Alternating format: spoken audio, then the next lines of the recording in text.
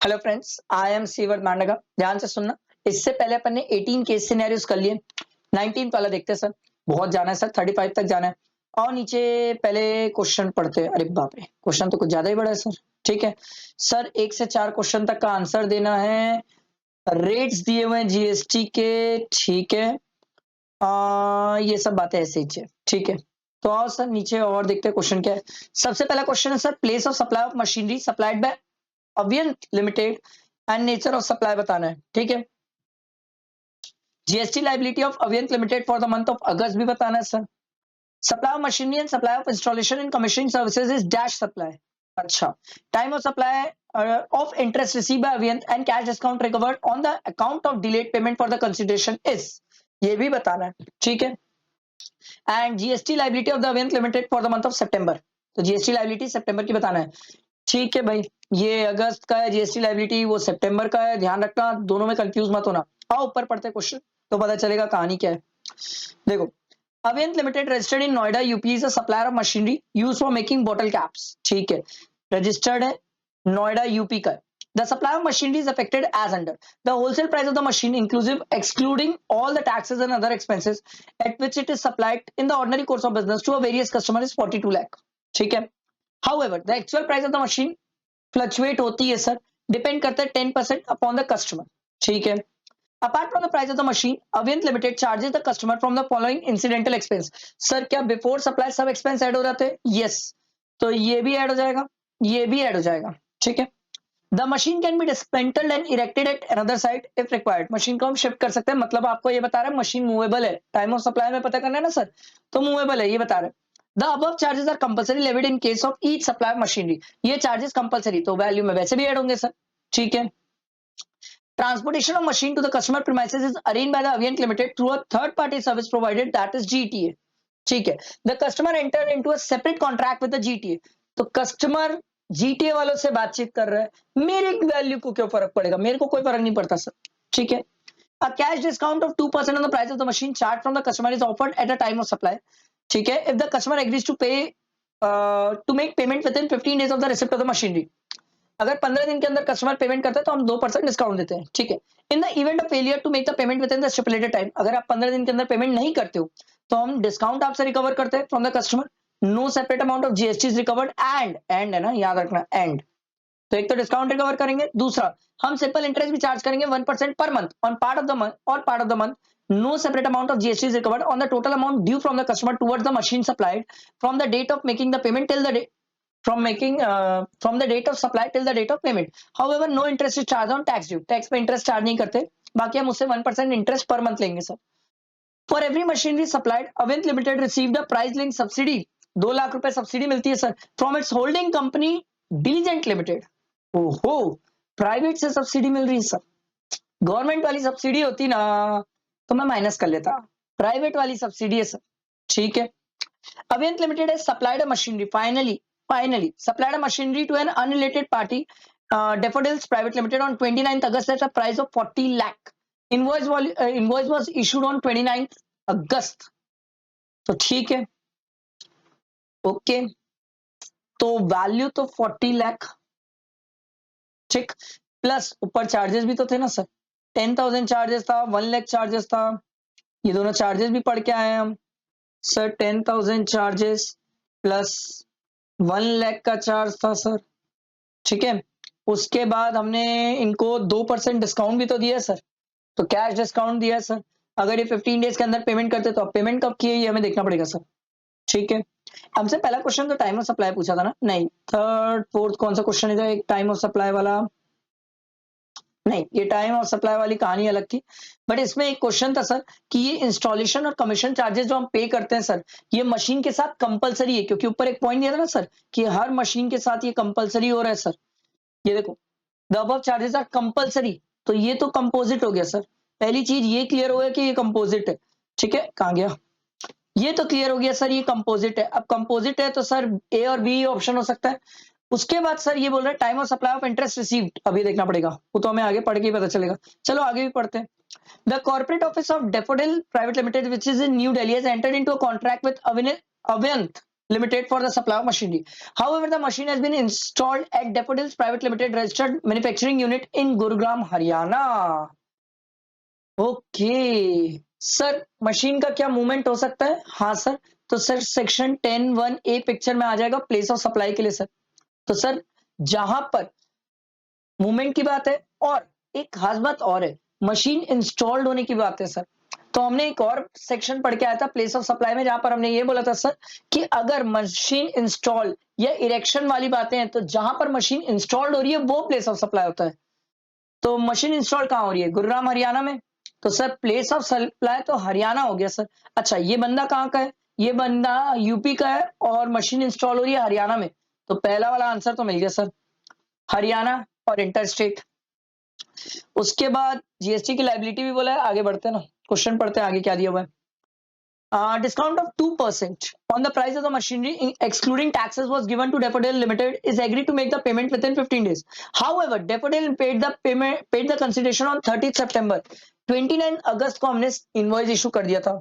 15 days का time दिया था पेमेंट कर देने को। ये विद इन 15 डेज किया ही नहीं पेमेंट। अभी अगर 15 डेज के अंदर पेमेंट नहीं किया, क्योंकि ये 30 सितंबर को किया, तो सर हम इससे डिस्काउंट जो दिए थे वो डिस्काउंट वापस ले लेंगे। हम इससे इंटरेस्ट भी चार्ज करेंगे 1% पर मंथ। तो आपसे पूछ रहा है सर इंटरेस्ट और डिस्काउंट जो आप चार्ज करोगे इससे, इसका टाइम ऑफ सप्लाई क्या होगा? तो सर इंटरेस्ट और डिस्काउंट का तो हम टाइम ऑफ सप्लाई पढ़ के आए थे। वेरी सिंपल, इंटरेस्ट और डिस्काउंट नेचर में इंटरेस्ट, डिस्काउंट, लेट फी, ये सब के केसेस में टाइम ऑफ सप्लाई क्या होता है सर? सर जब इसका पेमेंट किया जाता है तभी टाइम ऑफ सप्लाई होता है। तो क्या आ जाएगा? 30 सितंबर। समझ आया? तो देखो दो आंसर तो मिल गए। अब हमें सर चाहिए जीएसटी लाइबिलिटी फॉर अगस्त और जीएसटी लाइबिलिटी फॉर सितंबर। अगस्त और सितंबर दो की कहानी है। तो चलो सर हम तो निकाल रहे थे, पहले तो यहाँ डिस्काउंट माइनस कर दो सर।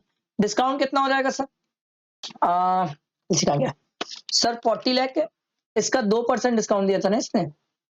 हाँ, प्राइस ऑफ द मशीनरी, इसका 2%, 80,000 डिस्काउंट माइनस कर लो सर। ठीक, ये माइनस हो गया। सब्सिडी ऐड कर लो सर, प्राइवेट की सब्सिडी है, माइनस नहीं होनी चाहिए थी। प्राइवेट लिंक सब्सिडी है सर, प्राइस लिंक सब्सिडी है, प्राइवेट वालों से मिली है सर, माइनस नहीं होनी चाहिए, चुपचाप ऐड कर दो इसको। ठीक है, और कुछ बचा? मेरे हिसाब से तो और कुछ नहीं बचा। और कुछ जिसका एडजस्टमेंट करना बचा है? नहीं। चलो देखते हैं, इसको ऐड करो।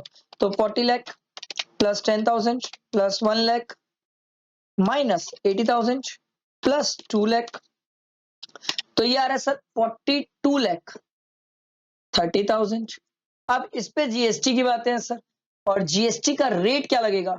मशीन वाला लगेगा, ट्रांसपोर्टेशन ऑफ गुड्स का हमें कोई मतलब नहीं है सर, और अदर सर्विसेज कुछ है नहीं सर। जो सर्विसेज है वो कंपोजिट नेचर की है। तो जीएसटी कितना परसेंट? 12%, क्योंकि time of supply sorry place of supply हमारा क्या था? हरियाणा। हम कहाँ के थे? यूपी। तो 12% आई जीएसटी। ये आ रहा है 507600 आ गई जीएसटी लाइबिलिटी, आ गई सर 507600। अब हमसे पूछा सर सितंबर को क्या होगा?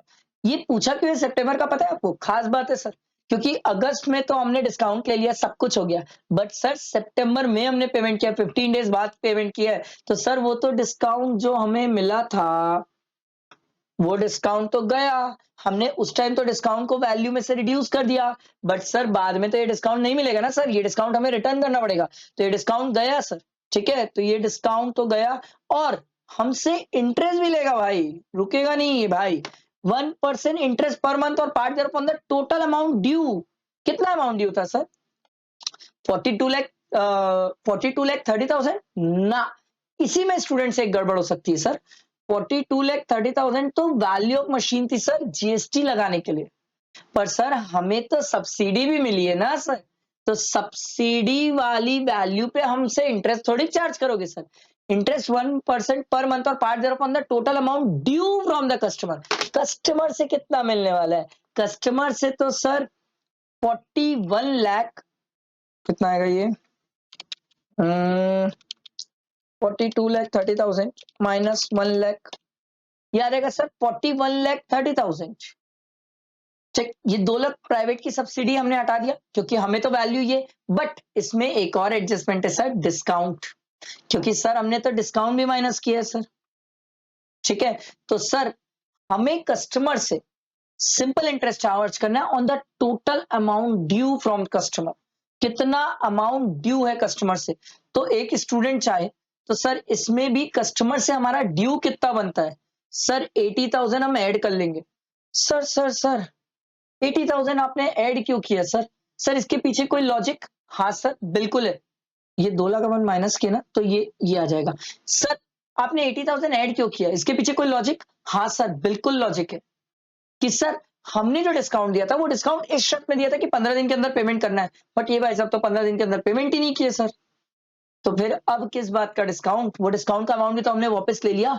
तो प्रैक्टिकली ये कितना हो जाएगा, दोनों को ऐड करेंगे तो ये आ जाएगा 40,30,000 प्लस 80,000, ये आ जाएगा सर 411,000।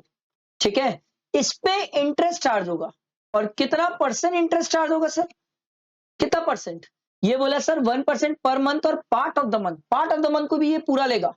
तो सर अगस्त का 29 हुआ है, 29 को इनवॉइस हुआ तो 31 अगस्त का 2 दिन और सितंबर का 1 महीना हो गया ना सर, तो 2 महीना हो गया ना सर, 2%। ठीक है, तो 41,10,000 इंटू 2%, ये आ जाएगा सर 82,200, ये पहली कहानी, प्लस 80,000 डिस्काउंट का, तो दोनों को ऐड कर लो, प्लस 80,000 डिस्काउंट का 16,2200।